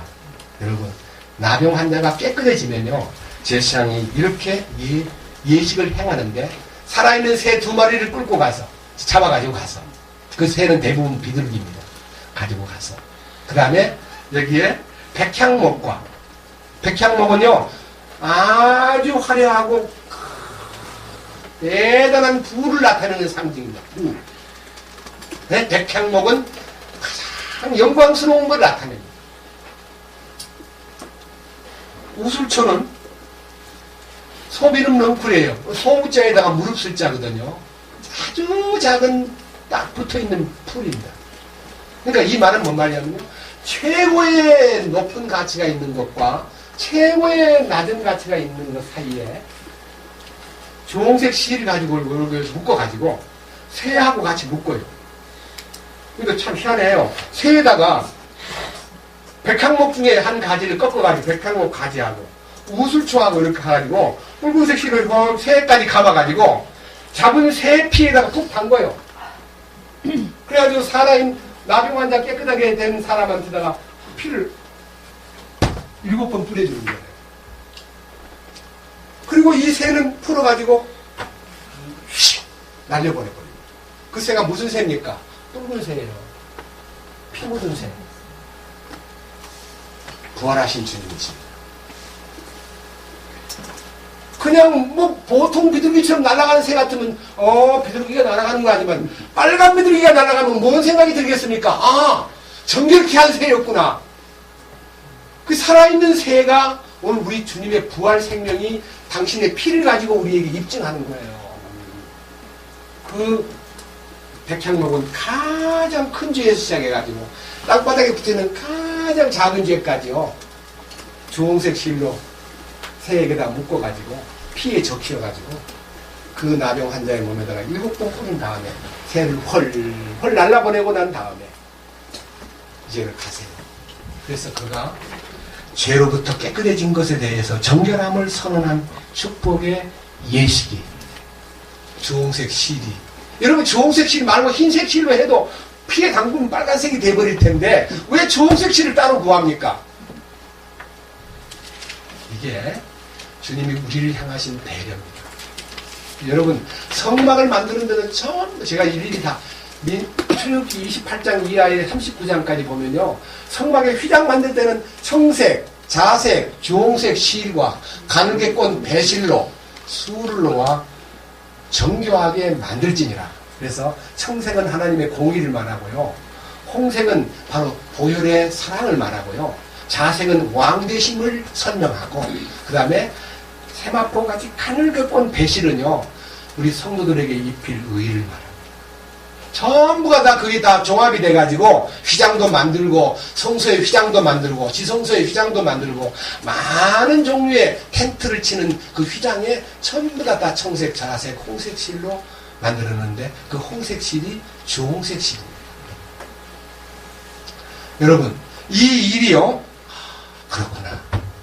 그 입술이 바로 주님의 보혈로 적셔졌구나.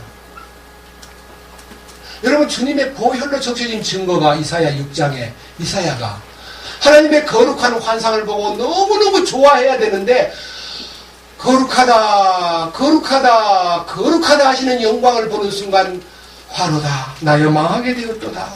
내가 이 부정한 입술을 가지고 부정한 백성들 가운데 거하면서 거룩한 왕을 배웠으니 내가 죽을 수밖에 없습니다.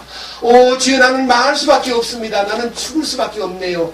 소리 질렀을 때 주께서 제단에서부터 숯불을 든 천사가 제단 화려에서 숯불을 탁 들고 날라와가지고 이사야의 입술에다가 제단 숯불을 딱 대주면서 이 숯불이 내 입에 닿았으니 네 죄가 사해졌고 네 불법이 깨끗해졌느니라.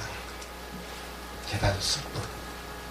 십자가의 생생한 효능을 얘기합니다. 번제단은 주님의 죽으심을 설명하는 것이고, 숯은 그 죽음의 효능이 입술에 닿는 순간 이사야가 깨끗해진 거예요. 여러분, 입술이 주홍색 실이 같고라고 하는 말은 주님의 보혈을 힘입은 입술이 돼야 된다. 여러분, 입술이 변하면 어떤 일이 일어날까요? 에이, 그냥 뭐 입술이 변한다는 게 뭐 이해가 되나? 입술이 변하면 좋지. 아니요. 말이 고와집니다. 말이 고와져. 무슨 말이 나오느냐? 말 고와진 거요? 더 놀라운 말이 많습니다. 한번 에베소 4장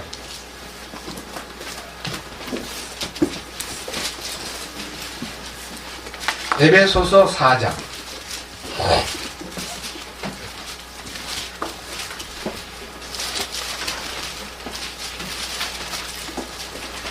찾았습니까?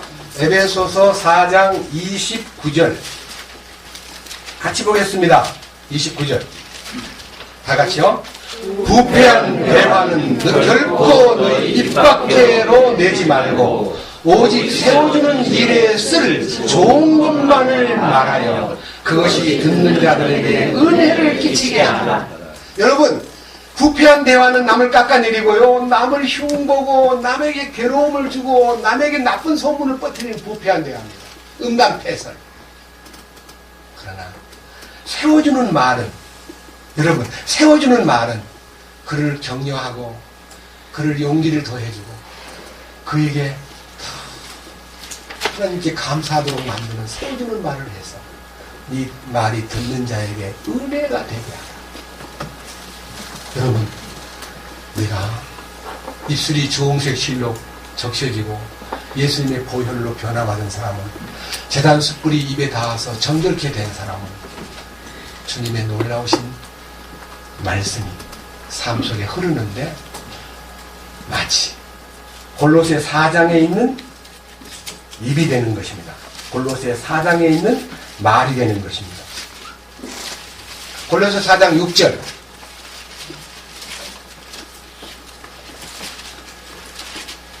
같이 읽겠습니다.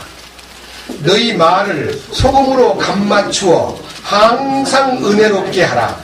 그리하면 너희가 각 사람에게 어떻게 마땅히 대답해야 할지 알게 됩니다. 소금으로 간을 맞추래요. 말에다가.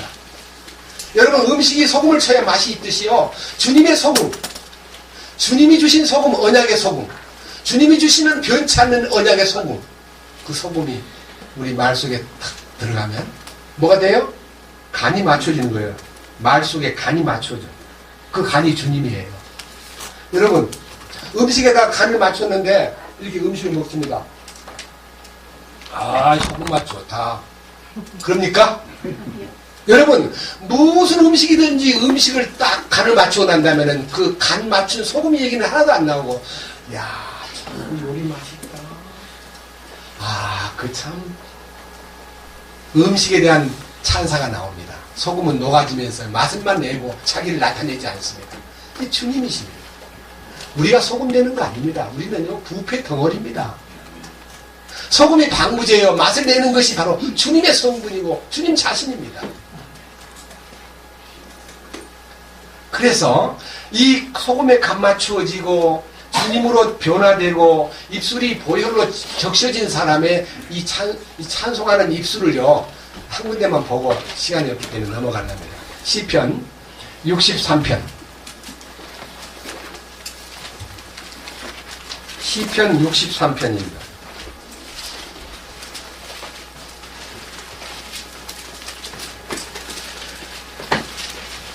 1절 읽기 전에요, 또 서두를 보면 이렇게 되어 있습니다. 다윗이 유대 광야에 있을 때, 유대 광야라는 건 아까 똑같이 동굴에 숨어 있을 때와 비슷한, 예? 유대 광야라는 것은 엄청난, 저도 유대 광야를 가봤습니다. 정말 견디기 힘든 사막입니다. 이스라엘 땅에도 사막 지역이 있습니다. 네게부 사막도 있고요, 유대 광야 사막도 있습니다. 거기에 막 시험산이 가까운데요, 완전히 돌산이에요. 돌산.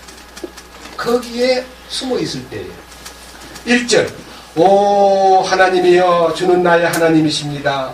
내가 일찍 주를 찾되 물이 없어 메마르고 메마른 땅에서 내 혼이 주를 갈망하며 내 육체가 주를 사모하오니 이것은 내가 성소에서 주를 배운 것 같이 주의 권능과 주의 영광을 보고자 함이니이다.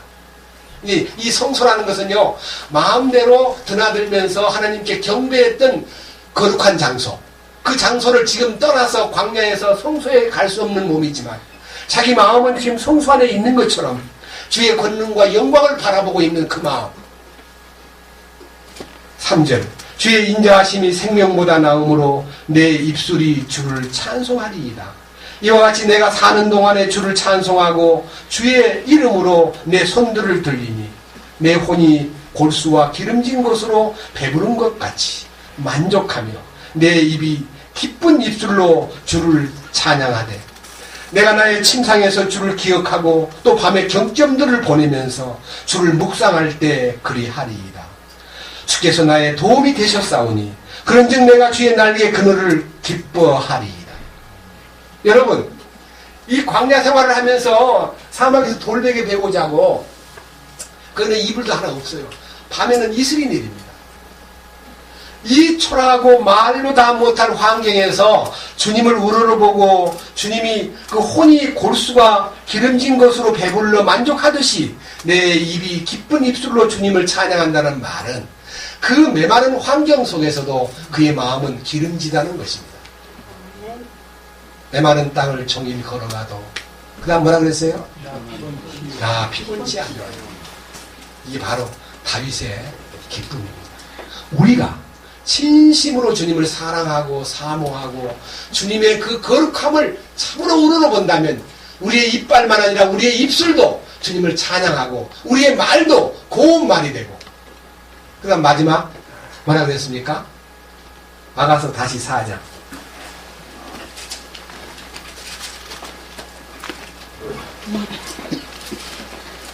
3절, 내 입술은 주홍색 실 같고 내 말은 고우며 내 관자놀이는 내 머리채 속에 든 석류 조각 같구나. 제가요, 관자놀이라는 것은 정확하게 말하면 여기입니다. 그러나 이 관자놀이를 성경에서 번역할 때 많은 의역을 할 때는 뺨이라고 불렀습니다. 뺨. 요 부분이죠, 요 부분. 템플이라고, 템플. 사원이라는 단어가 아니고 템플이라는 단어가 관자놀이입니다. 뺨에 속합니다. 뺨이 석류 한쪽 같다. 여러분, 석류라는 것은요, 영적으로 볼 때 굉장한 가치를 지닌 과일입니다. 여러분이 석류는 가나안 땅의 산물의 대표 산물입니다. 가나안 땅의 대표 산물. 민수기 13장 보십시다. 민수기 13장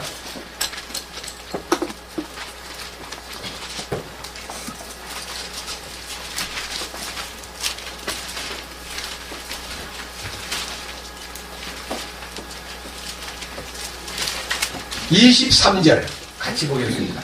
민수기 13장 23절.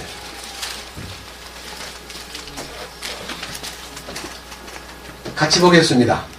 또 그들이 에스골 시내에 이르러 거기서 포도 한 송이가 달린 가지를 잘라 두 사람이 막대기에 메고 또 석류와 무화과를 가져오니라. 우리 대부분 다 이 정탐꾼 12명이 가나안 땅 정탐하고 뭘 갖고 왔느냐 그러면 포도 한 송이 탁 꺾어서 딱 막대기 끼고 두 사람이 메고 왔지요. 포도 한 송이 메고 온 것만 알았지 그 안에 석류가 같이 있었다는 거 옛날부터 알았답니다.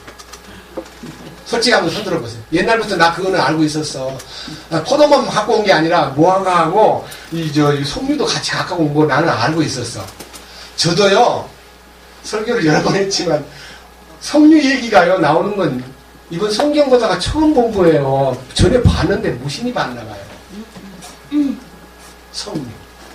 여러분, 석류하고 무화과는요 포도하고 똑같이 신령한 영적 그리스도를 설명하는 것입니다. 주님을 설명하는 거예요. 자, 한번 보세요. 신명기 10장을 보겠습니다. 신명기 8장. 네.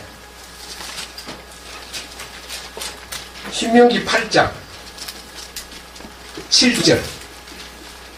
민수기 다음에 신명기 8장 7절. 주 내 하나님께서 좋은 땅으로 너를 데려가시는데 그곳은 물 시내가 있고 골짜기와 산에서 흘러나오는 샘과 깊은 곳이 있는 땅이요 밀과 보리와 포도와 무화과 나무와 석류가 나는 땅이며 기름 올리브와 꿀이 나는 땅이라. 여기 7가지 산물이요 주님 자신을 설명하는 겁니다. 이제 나중에 여러분 설명해도 괜찮습니다. 밀 대신 그리스도, 보리 대신 그리스도, 포도이신 그리스도, 무화과이신 그리스도, 석류이신 그리스도, 기름 올리브이신 그리스도, 꿀이신 그리스도. 다 그리스도를 적용해도 아멘이 됩니다. 네? 이 7가지 가나안 산물이 주님을 설명한다 이 말입니다. 그러면요, 석류 한쪽 같다는 말은 주님의 얼굴을 띄었다는 뜻입니다. 네? 우리가요, 마음의 즐거움은 얼굴을 빛나게 한다 그랬습니다. 네? 참으로 진리 안에서 변화를 받고 주님의 보혈로 적셔지고 부활의 능력을 통해서 의의 말씀을 경험하고 나면 이 얼굴에다가요 찍는 연지건지 안 찍어도요 보통 한식 결혼 때요 여기다가 뭘 붙일까? 한식 결혼에 빨간 거 붙이죠. 네? 스티커 붙이죠. 그런 스티커 안 붙여도요 주님이 볼 때 너 석류 한쪽 같구나. 주님의 모습을 띈 영광스러운 얼굴입니다. 그 볼에, 그 관자놀이에 주님을 나타낸다 이 말입니다. 제가 지어낸 소리 같습니까? 여러분 혹시 제사장이 입는 의복에 대해서 옷깃과 돌아가면서 참 기세다가 금방울을 다는데 금방울 살이나 뭘 붙였습니까? 석류. 큰 석류를 따다가 붙인 게 아니고 석류 형상을 만드는데 그 석류를 만들 때도 아까 말한 데 주홍색 실로 만든 거예요. 성경 보고 출애굽기 28장. 출애굽기 28장.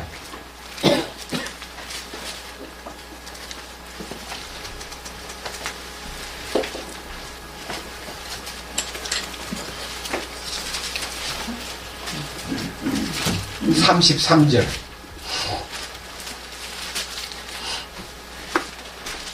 너는 그 옷의 단 밑으로 단의 주위로 돌아가며 청색과 자주색과 주홍색 실로 석류들을 만들고 또 돌아가며 석류들 사이에 금방울을 달되 그 겉옷의 단 주위로 돌아가며 금방울 하나, 석류 하나, 금방울 하나, 석류 하나를 달지니라.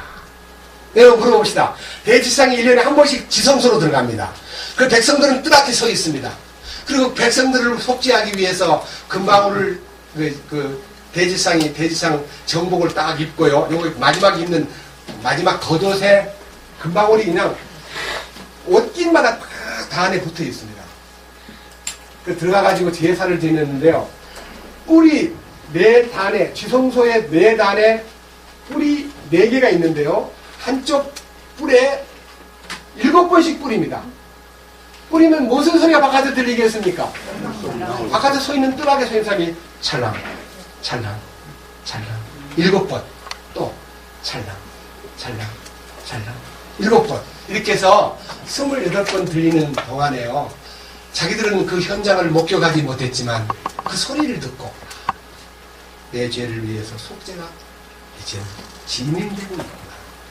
금방울 소리는 가스펠. 가스펠. 굿 뉴스. 네. 모양은 못 봤지만 소리가 들리네요. 하나님의 소리가. 그런데 석류는 소리가 안 나잖아요. 그런데 만들어진 게 청색, 자주색, 여기에 주홍색 실로 석류를 만들었습니다. 이 석류가 주님의 거룩함을 드러내는데 석류의 비밀이 뭐냐? 여러분, 석류를 껍데기는 빨갛고 하나밖에 없는데 쫙 까면 그 속에 뭐가 들어있어요? 보석이 들어요. 보석. 보석들. 주님의 보석들이요. 주님이 다 품고 있는 거예요. 네?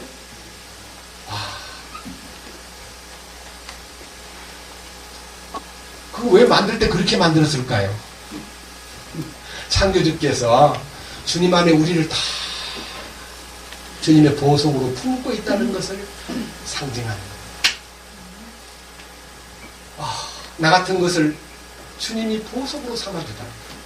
이 비천한 흙덩어리, 이 비천한 죄인, 아무것도 아닌 나를 당신이 그 석류 속에다가 당신이 우리를 품고 있는 모습을 보여주시니 참 감사합니다.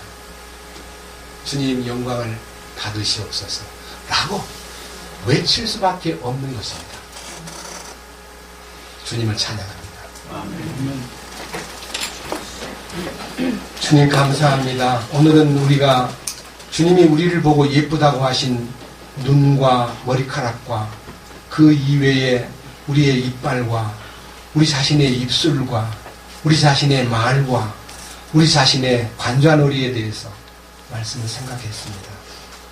주님, 주님만이 나타나고 주님만이 우리를 거룩해 하시고 주님만이 그 피로서 우리를 죄악된 세상에서 건져낼 뿐만 아니라 이 세상에 살되 하늘 방식으로 살도록 우리를 특별히 부활 생명 안에 이끄시고 승천의 영광까지 안겨주시면서 왕국의 상속권에 대한 공동 상속권에 대한 약속을 주심으로써 우리가 주님을 향하는 열망이 더 뜨겁게 이끌어 주신 것을 감사드립니다.